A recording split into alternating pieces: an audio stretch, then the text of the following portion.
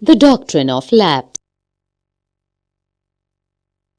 The final wave of annexations occurred under Lord Dalhousie, who was the Governor-General from 1848 to 1856.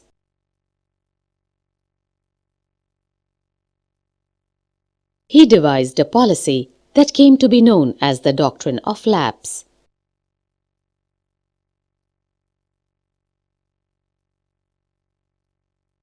The doctrine declared that if an Indian ruler died without a male heir, his kingdom would lapse, that is, become a part of the company's territory.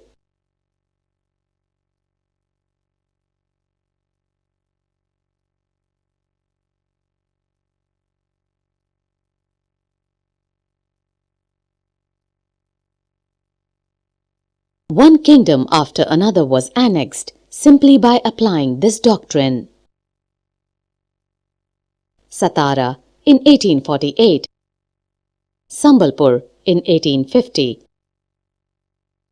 Udaipur in 1852, Nagpur in 1853, and Jhansi in 1854.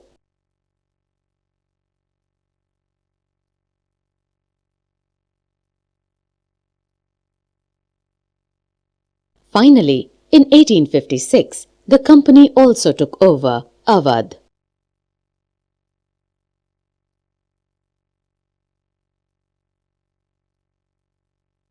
This time, the British had an added argument. They said they were obliged by duty to take over Awadh in order to free the people from the misgovernment of the Nawab.